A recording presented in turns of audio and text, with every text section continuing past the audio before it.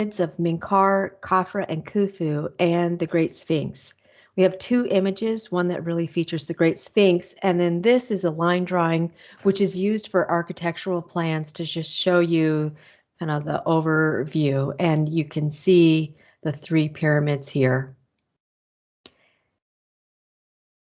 The Great Pyramids are not the only pyramids in Egypt. There are along the Nile River at least 80 pyramids that could be studied. Our three, though, are the most well preserved of the pyramids, and one of them is, the biggest of the pyramids. I'm going to start with the Great Sphinx form. It is carved out of rock that just existed right there in the desert. It's not pieces of rock that were carved and brought here and put together. It is placed in a frontal position for viewing, and in terms of size would be about half as wide as a football field and almost as long as the inside of a football field. So pretty big. It would have been painted red back in the day. Its function was to guard the pyramids, the tombs, and their contents. Cats do that well. Here's my son's cat, and here's my cat. Pretty cute. The content of the Great Sphinx is that it's a composite of a lion and a man. It takes the best of each of those creatures, the intelligence of a man and then the physical strength of a lion are what make up the Great Sphinx. We think that it is Khufu, but there's no literature supporting that 100%. You can see here that it was carved from a piece of rock more easily. It used to be covered up with sand over time, and just the head protruded above the sand, and this is just how it was excavated just partway over time. The context for the Great Sphinx is that physically it's located at the base of the three big pyramids. Then mythological context is that this creature human combo is pretty common in Egyptian mythology, and this combination of human and lion is seen in other cultures. It's seen in Asia. We see it pretty closely in the Lamassu as well. Moving on to the Great Pyramids, the form of the Great Pyramids is this pyramidal shape, and that has some reason for that I'll go into. The biggest of the pyramids over here, Khufu, is comprised of 2.3 million hunks of limestone, and then back in the day when it was first built, it would have been topped with white limestone, so it would have really reflected the sun. And on the very, very top of each of the pyramids, we believe there was granite stone, which has little bright flakes in it, crystal flakes, or gold or silver. Each of these pyramid stones was fitted to within 1/100th of an inch. Amazing engineering there. And then they are all oriented toward the four compass points, north, south, east, and west. And then looking in front of these three pyramids, there are also three what are called mastabas, and these are step pyramids that preceded the design of our pyramidal pyramids. So there are people buried in these three mastabas as well. More on form, the reason that it's pyramidal shape is that the Egyptian mythology has a story about Atum, who is one of the greatest creator gods, that he landed on top of a benben stone, and this is a benben stone, which would be, by definition, benben stone is a pyramidal shape, and so they're mimicking that. Another thought about why the pyramid shape is that the pyramid kind of resembles the sun's rays, and the idea would be that the pharaoh in his afterlife could ascend to the sun on this pyramid shape, like a ramp. Okay, content.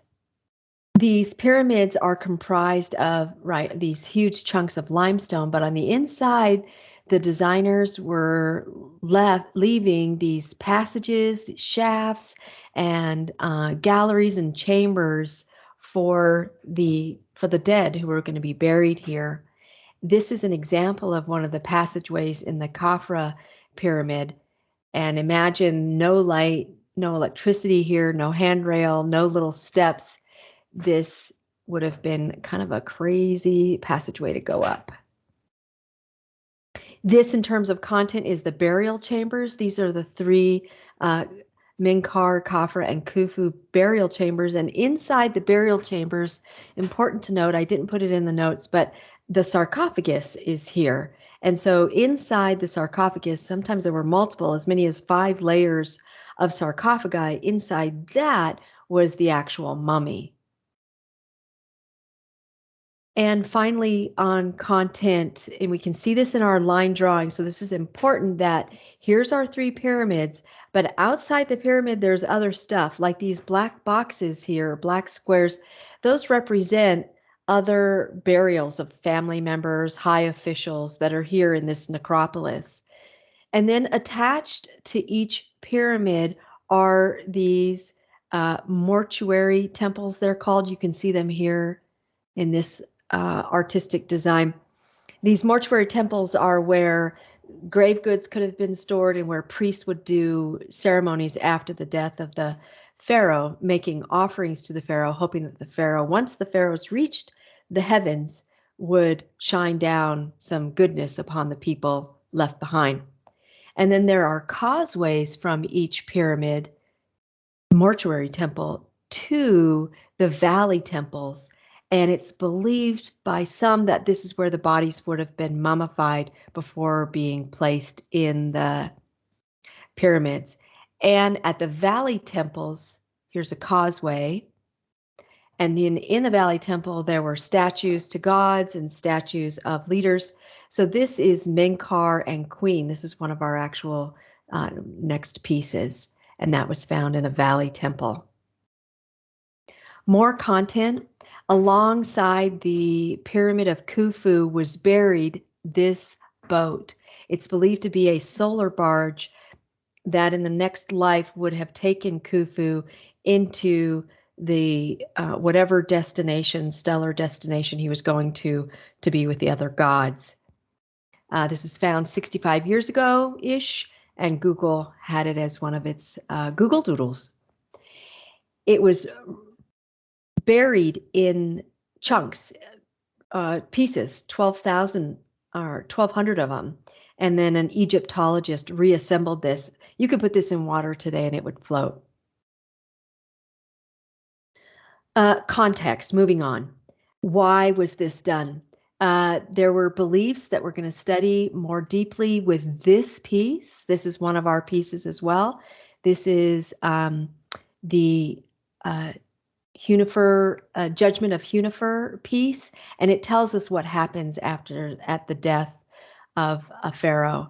But ultimately, main idea is that the pharaoh wanted to join in with this god Osiris, and they needed to be placed in the tomb in the pyramid and be prepared to do a journey to get to be with Osiris. More context, the pyramids are right next to the Nile River. That's because you've got to move 2.3 million blocks of limestone. You need kind of a river to make that happen because the limestone was found about 800 kilometers away from where the pyramids were built in this necropolis. More context is that we say a lot that, oh, there were slaves building the pyramids. Well, you can see from that content that these are not easy to build. And so it's more now thought that there were a lot of craftsmen hired to build. The Pyramid of Khufu took 14 years to build. And these builders had these quarters right here. and they were able to build or to move 340 stones per day. So it's something that you need to do in an exacting way. And then finally, here, more context: pollution and growth of the urban environment. This is the city of Cairo. This is the Khufu pyramid. You can see how close it is to the cities, and you can also see how here's a road going between Khafre and Khufu, and so we're dealing with rising population and pollution that threatens these pieces of art from antiquity.